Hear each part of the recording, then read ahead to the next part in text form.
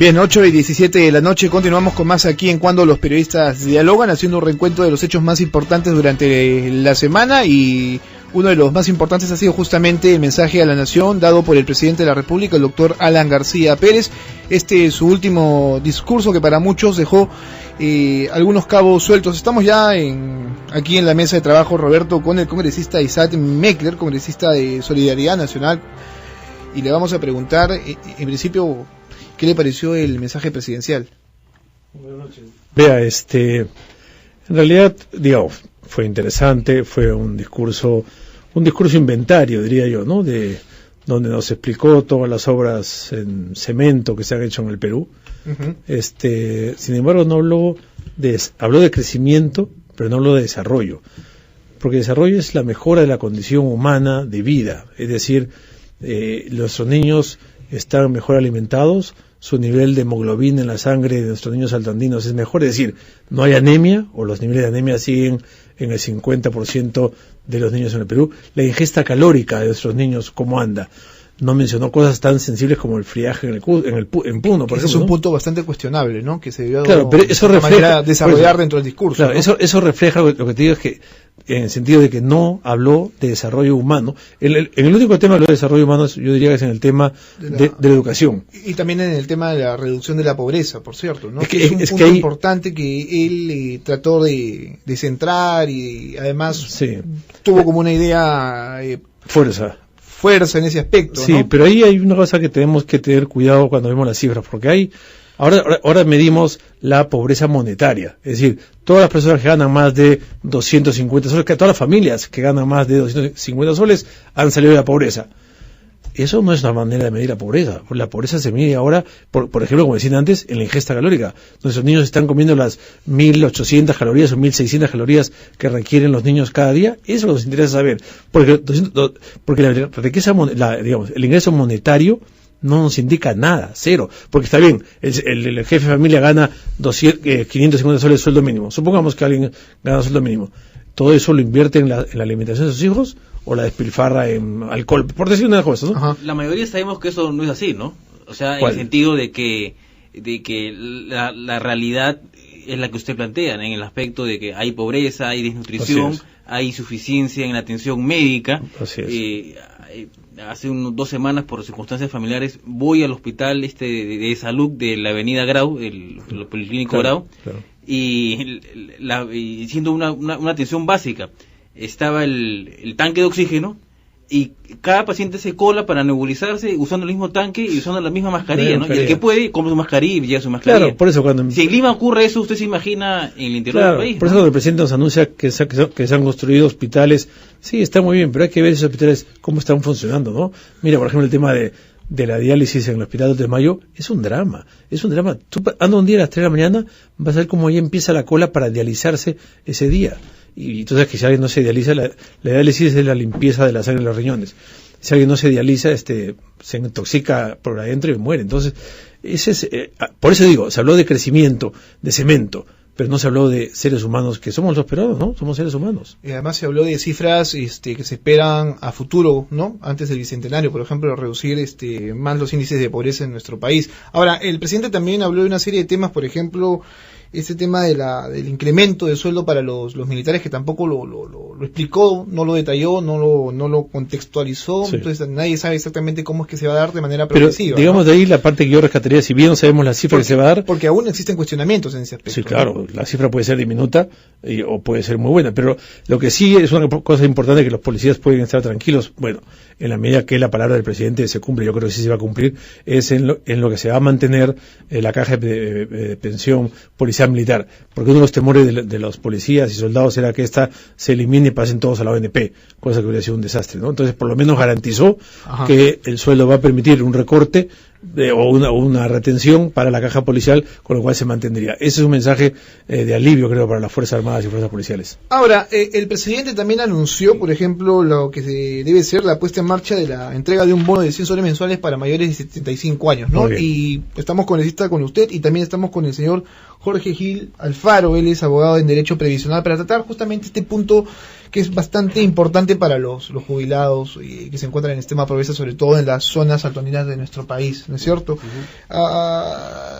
¿Cómo está? ¿Usted cree que este anuncio hecho por el presidente tiene en cierta manera algún matiz discriminatorio, teniendo en cuenta que solamente se va a enfocar a la entrega de adultos mayores a partir de los 75 años? Porque ¿qué pasa con los que tienen menor edad, ¿no? Y también se encuentran en la misma situación? Bien, buenas noches ante todo al público oyente, un tema tan importante. En realidad esto tiene para debatir, para conversar. No soy político, pero lamentablemente es un tema que no solamente hay que explicarlo como especialista en el derecho previsional, sino también, quieras o no, hay un tema político y de criterio subjetivo. Bueno, aquí está el congresista Isaac Meckler, quien efectivamente tuvo un proyecto sobre el tema y que hoy sale a luz justamente y se acopla con el anuncio del presidente.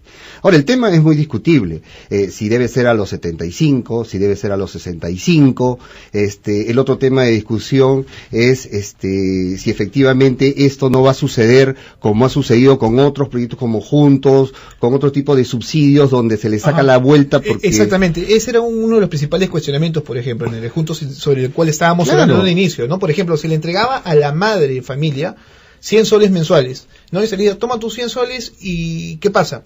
El dinero no era utilizado en lo que, para lo que se había dado, ¿no es cierto? Alimentos. Que era la compra de alimentos, mejor tal vez de educación, de ropa, ¿no? Si no se compraban objetos completamente alejados de lo que era el fin supremo de este proyecto. Y principalmente porque no existe un filtro serio y responsable para saber quién efectivamente necesita este dinero. No por el hecho de tener 75 años y no tener una pensión, porque la idea es para los no pensionistas, hay que aclarar eso, es para los que no han aportado o los que habiendo aportado, la ONP les ha denegado la pensión porque no cumplían ese monto mínimo que necesitaban, ¿sí? Pero también, y hay que tener en cuenta que no por tener 75 años per se deben de tener este dinero. En principio ya se ha pronunciado la ministra Vilches, ha adelantado algunas cosas que no se dijo en el mensaje, de que esto empezará a partir de enero del 2011. Bueno, credibilidad o no, eso lo veremos más adelante. Y en segundo lugar, ha dicho que va a empezar esto por las zonas rurales, la parte más extrema. Y vuelvo al resto. Si hay un buen filtro del Estado y no se cometen errores, que ya hemos visto varios errores, o sea, hay enormes errores, que el dinero se va no a la persona que realmente necesita. Solamente en mi experiencia, termino con esto, en mi experiencia personal, te puedo decir, por ejemplo, las viudas de militares que murieron en el terrorismo, muchas de ellas reciben pensión, pero ya están juntas, no se casan, conviven con otras personas. Si se casan también perderían justamente tienen hijos en otra relación. ¿Tú sabes cuánta cantidad de dinero se va en la caja que hoy está quebrada?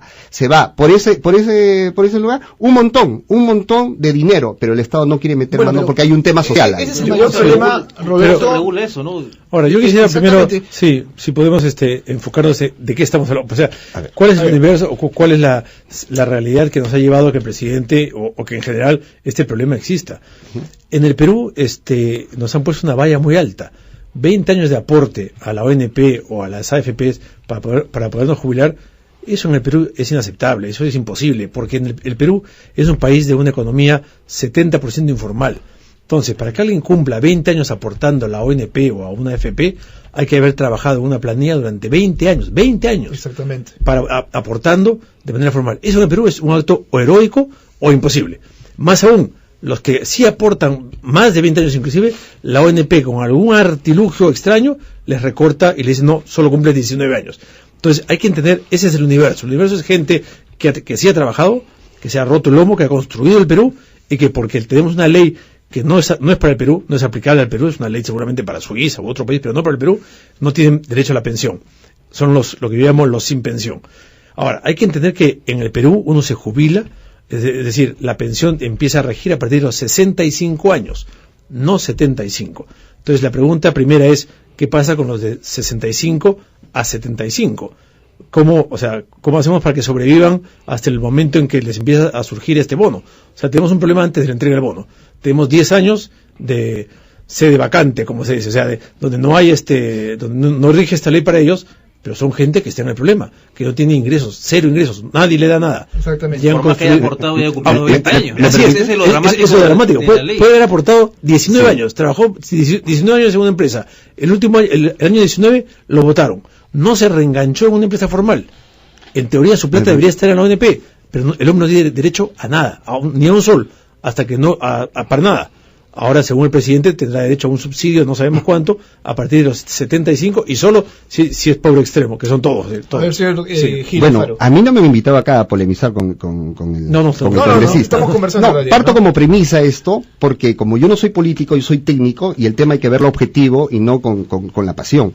Eso de que 20 años es leonino o es absurdo aportar, perdón, eso... 20 años yo diría que es lo justo y lo razonable aportar a una persona que tiene 20 años y trabaja hasta los 40, ya cumplió los 20 años de aportación. Ese no es el tema, o sea, acá no estamos un tema técnico, la idea es tratarlo técnicamente. Y lo que yo opino es que 20 años de aportación está razonablemente, una persona que empieza a trabajar normalmente entre 20 a 25 años, con 20 de aportación, está aportando a los 45 pero años. sucede que de 20 a 25 años a veces no gozan de los Perdón, digamos, una persona los tiene, derechos básicos, una persona tiene la libertad de salir y seguir aportando como independiente, como lo hace mi persona, como lo hacen muchos trabajadores. Y cuidado, con pinza lo que estamos hablando de esta ley, porque tampoco la idea no es incentivar a los jóvenes, ¿no?, que interpreten, como lo que está pasando ahorita con este proyecto Juntos. Usted se va a Cajamarca, se va a un país, ya no hay peones, porque como reciben 100 soles y en provincia 100 soles es como recibir 500 acá en Lima, ¿no es cierto? Entonces ya no hay peones, ya nadie quiere trabajar la tierra. Y entonces el programa, para mi opinión, es nefasto. No ha dado resultados porque no se ha filtrado adecuadamente. Y con estos montos, si bien es cierto, estamos cubriendo una necesidad de personas que no tienen pensiones, que por X y Y razones, por falta de estudio principalmente, no trabajaron o se dedicaron a otra cosa, perfecto que el Estado les subvencione, pero también hay que saber, los políticos sobre todo, manejar cómo se dice el discurso, porque eso de decir, y me disculpe usted, congresista, de que 20 años es ilógico aportar, entonces ¿cuánto estamos pidiendo? 10, 15, y después nos echamos de barriga, aportamos 10 y 15 y decimos si esperamos la pensión. A ver, o sea, el mensaje hay que darlo bien claro. ver, Creo. yo Creo que hay que mandarlo bien Cumple claro. los 20 años a los 55 años de edad. Él no va a No necesariamente, no es así. Primero explico. Hoy en día el tema de pensión no prescribe, es decir, si tú trabajas a los 20 años y más 20, 40. más 20 a 40 y tú, como la ley dice que a los 65 años, tú puedes esperar echado hasta tus 65 años y recibir tu pensión porque tus aportes no prescriben. Por tanto, el mensaje podría ser, sobre todo en la sierra, 20 años, dejo de trabajar y después me echo y espero a los 65 años. No prescribe la pensión. A ver, a mí me encantaría, me parece muy apasionante que al doctor le parezca bueno 20 años. Hay que avisarle a 2.200.000 peruanos menores de 65 años que hoy. Pero ese es el pasado, no es el presente de aquí. A los jóvenes hay que decirles de otra manera. Sí, pues, menos mal que no quiere polemizar. Vamos a tener una idea. Por eso. Hoy tenemos casi 2.200.000 personas mayores de 65 años, hoy, que no tienen derecho a la pensión, porque no pudieron trabajar en empresas formales. Porque en el Perú no hay empresas formales. ¿Cuántas empresas formales hay en el Perú? ¿Cuántas? ¿Y cuánta gente hay en el Perú? Pongo usted un aviso de busco trabajador. A veces va a tener una cola inmensa de trabajadores y usted necesita solo a uno. Entonces usted está hablando, discúlpeme doctor, con todo el respeto, de una ilusión. Claro, quisiéramos que todos sean formales, pero mientras no lo sean, hay que buscar soluciones. Por eso necesitamos un Estado que sea tuitivo, el rol solidario del Estado. Eso es un punto importante. ¿no? Y además real y concreto. Pero como también es importante aquellos que sí aportan, ¿no?, que dejan la informalidad, que ahora con la globalización de la información sabes que puedes aportarlo personalmente, haces taxi, te llevas todo y no aportas el 11% que te exige la ley para aportarlo. Eso se llama conciencia, y si no tomamos conciencia, sobre todo los políticos que vienen a la radio, entonces lo único que estamos diciendo es que el mensaje congresista es con todo respeto, que esto va a continuar, que el Estado te va a subvencionar si es que tú no trabajas o no aportas. Entonces yo taxista ya no aporto y espero pues que el Estado me siga subvencionando. O sea, cuidado con eso. Ya, doctor, con todo respeto, usted diga a mí lo que quiera, pero llamar inconscientes a todos aquellos peruanos que a las justas pasan el mes, que a las justas hacen su cachuelito, que a las justas sobreviven y que tienen familia, tienen hijos que educar, llamarlos inconscientes porque no han aportado a la ONP, eso creo yo, usted no tiene derecho a llamarlos inconscientes. Eso me parece una barbaridad, realmente. Yo no sé, abogado previsional, será usted abogado previsional de empresarios, no de trabajadores. Vamos a continuar con este tema bastante importante, justamente a propósito de lo que ha sido el mensaje presidencial, el tema de los subsidios a personas adultas. Luego de este corte estamos con el congresista Isaac Meckler y con el abogado en Derecho Provisional Jorge Gil Alfaro, así que regresamos.